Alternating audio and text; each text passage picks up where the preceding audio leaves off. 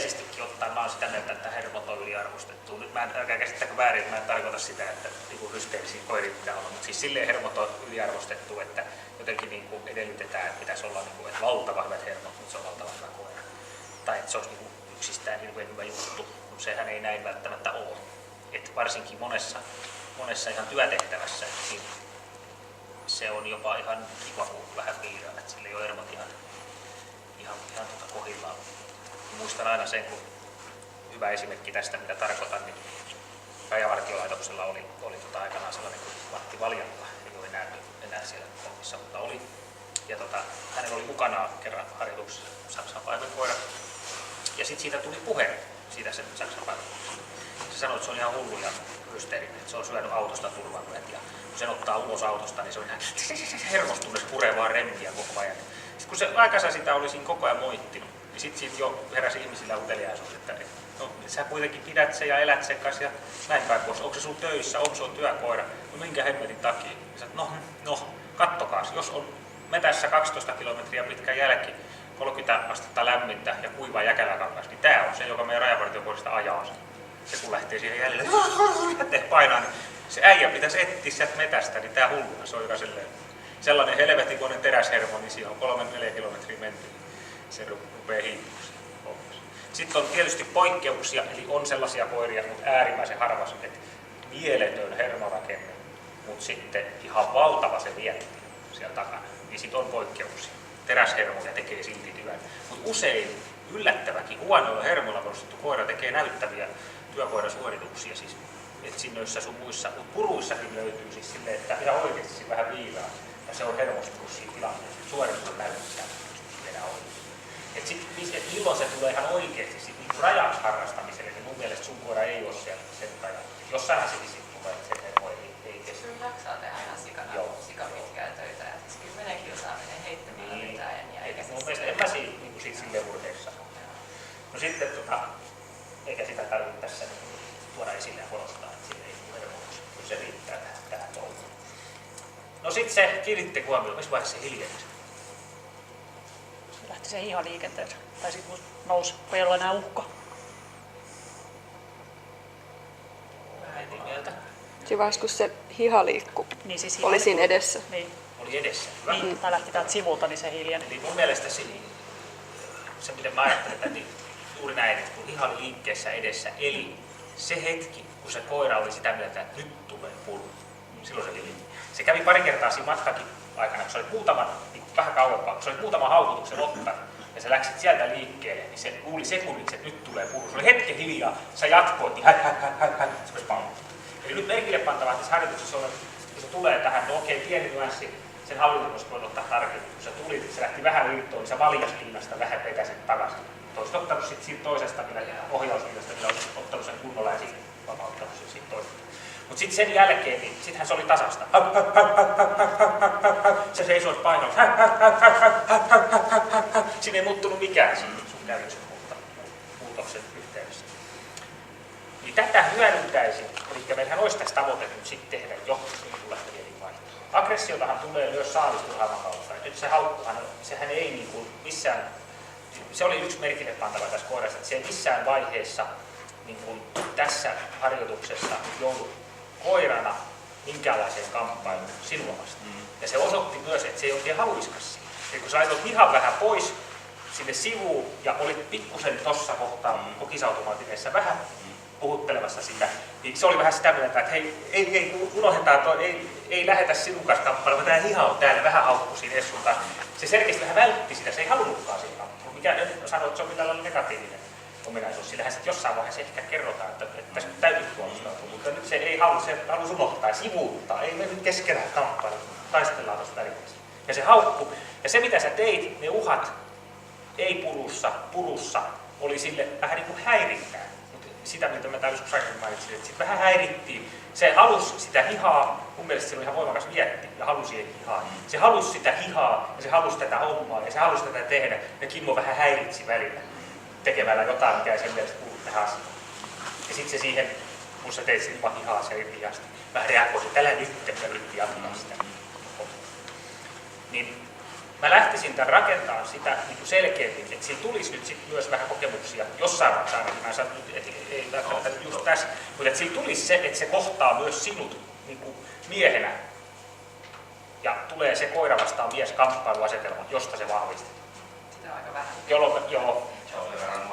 Niin, kyllä, mutta että se on tälle tärkeää, koska se vaatisi sen, jolla saataisiin, että nyt toi haukkuhan, jos me taas puhutaan siitä, että mikä haukku me hyväksytään ja mikä ei, niin onhan siellä niin kuin takana sitä, että sitähän tulee sitä haukkua. Ja sillä saa jotain pisteitä kisoissakin. Arvosanan hyvä ehkä pinnolta, ei kenties erittäin hyvä eikä ainakaan erinomaista. Eli lähdetään tavoittelemaan, että se olisi todella niin kuin näyttävä ja hyvät pisteet saada kisoissa, niin sitten sitä on pakko vähän puhutella. Okei, mutta tässä kohtaa me haluttaisiin, että vaikka se tulee saalisturhaama, niin nyt se haukkuu tommosena ja se vaan paukuttaa, niin kyllä me se haluttaisiin, että sitten kun sä lähdet kääntämään sitä saalille, niin se hiljelisi heti ja saalistaisi. Ja me hyödynnettäisiin, mä tekisin niin, että mä hyödyntäisin tätä, että kun sellaisilla koirilla, mitkä on vaikea saada, menee hiljaiseksi ja saalistamaan hiljaa, niin just hyödyntää tätä hetkeä, että kun se luulee, että nyt tulee puru, se hiljenee, niin sillä lailla, että se tulee heti. Eli aluksi tekee niitä harjoituksia, että kun se haukkuu tuossa sillä vimmalla, sä oot suht kohta lähellä, se haukkuu, sä teet näin ja puru. Ja aluksi vaikka se haukkuu, sä se puru. Eli se haukkuu ja puru. Niin ei mene montaa reeniä, kun se haukkuu, sä otat tämän askeleen, se on heti hiljaa. Miksi? Koska se oli oppinut, että nyt tulee puru. Kun sä astut sen askeleen, nyt tulee puru ja se on aivan hiljaa. Eihän sillä vaikeuksia ollut lähteä saalistamaan.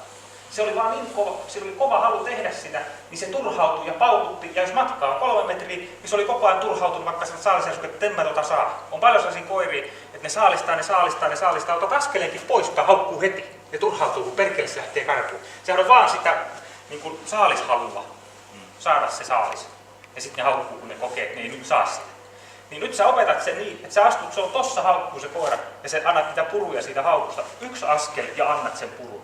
Niin se hirveän nopeasti, se osoitti sen tossa, hirveän nopeasti oppii, että kun sä astut sen 1 askeleen, se on aivan hiljaa ja sanat sen purun. Ja sit sä rupeat pikkuhiljaa tekemään sitä niin, että se haukkuu, taas se on lähellä, se haukkuu, niin sä teet näin. Nyt se puruu. Se on aivan hiljaa ton ajan. Vähän ajan päästä. Se on hiljaa. Nyt se puruu. Ja se oppii olemaan pidempään ja pidempään siellä, että se on hiljaa ja saalista ja odottaa se puruu. Välillä annat tietysti vähän nopeammin sen. Mutta saat sen selkeäksi aluksi. Että paukuttaa aivan hiljaa, vaikka sieltä kauempaa. Ja siinä tulee toi ilme, että se haluaa sen purun. Sitten sellainen, mikä siinä oli merkille pantavaa, niin se pikkusen, ei onneksi liikaa, mutta se pikkusen kärsii sellaisesta, mitä kutsutaan termillä pehmeä suu. Oletteko kuullut tämmöisestä termistä?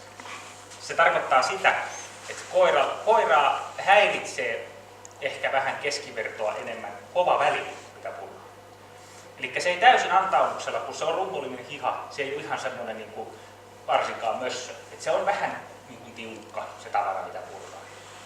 Niin on sellaisia koiria, ja tämä vähän osoitti taipumusta siihen, että niillä on pehmeä suu. Ja se tarkoittaa sitä, se termi tulee siitä, että se on englannista suoraan käännetty, siis puhuvat vaan niin englannista pehmeä suu. Sitä, että kun se väline kovenee, niin se suu on pehmeämpi kuin se väline, eli se ei vastaa siihen välineen kovuuteen. Eli sama koira, jos otetaan pehmeä väline, niin perkelee kova esimerkiksi. Mutta kun väline kovenee, niin yksistään se väline aiheuttaa sen, että se ote on niin kova. Ja ihan ääripäässä minulla on ollut reeniryhmässä sellainen koira, millä otettiin periaatteessa kaikki sen elämän reenit pentuhihaan, perhana pehmeeseen hihaan, johon se puri pirun kovaa ja pirun hyvin siellä hihaan. Ja se toisti sitä, se puri pirun kovaa, pirun hyvin. Mentiin kisoihin, totta kai me kokeiltiin reenissä, mutta mentiin kisoihin. Siihen aikaan oli vielä kisahihat kovia, että näähän on pehmeitä nykyään. Silloin ne oli tosi kovia, niin se puri sen kisan siihen pirun hyvin. Kun se oli se tunneoppiminen, se vimmaa, se survo siihen pehmeeseen mössöön kiinni. Sitten tuli kisassa kova, se puri sillä, se oli vietis, se tuli ja puri kiinni siihen. Jos me otettiin 3 tai 4 reeniä peräkkäin siihen kisahihaan, niin puru meni ulos. Koska se väli oli kova ja se oli pehmeä syy. Tämä ei ole niin räikeä tapaus. Tämä rupesi tässä saman reenin aikana, niin sitten tuohon se esitti jo parempiakin puolia. Siinä alussa se näkyy selkeästi sen taipumus siihen, tai se pehmeä suuominaisuus. Että se ei oikein surutta purrus, kun se väli oli kova. Vaikka se tuli siihen ihan hasakassa ja oli niin halukas, niin sitten se vähän tekisi. Niin mä ainakin alkuun opettaisin tälle pehmeällä välineellä sitä purua. Ja jopa niin pitkälle, että se on halukas puremaan, ja käyttää saaliin kautta niin paljon voimaa, kun saatte irti siihen pehmeeseen. Se voi ratkaista jonkun verrankin, kun se on pehmeä, että se rupeaa puree kovempaa. Mutta mieluusti sillä pehmeällä sekin vaihe, että kun sä rupeat kuormittamaan sitä, niin se puree jo kovempaa sen kuormituksen vaikutuksesta.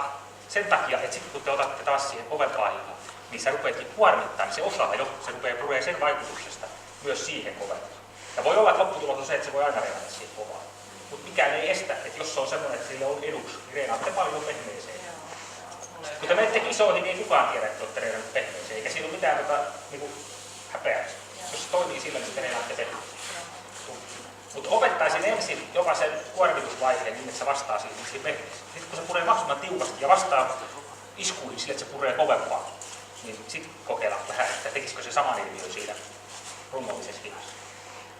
Ja tässä vaiheessa on ihan hyvä, mitä teit, että se on lähinnä vaan häirintää. Se pikkusen siitä kuuluu vähän ääntä, se pikkusen reagoi siihen mä en sanoisi, että sekään on suoraan niin kuin pelkästään, ettei hermorilla mitään ääntä, vaan se on vähän jännää sitten kuitenkin, vaan että sulla on vähän häiritsee. Niin totutustavaa, että se saa vähän rutiinia ja se aluksi vaan, että se ei ole aluksi niin kuormaa, vaan se pysyy se harjoitus on saalisharjoitus, opetat sen kääntymään kunnolla saalille, ja kun se puree, niin se kestää vähän enemmän sitä sun häirintääsi.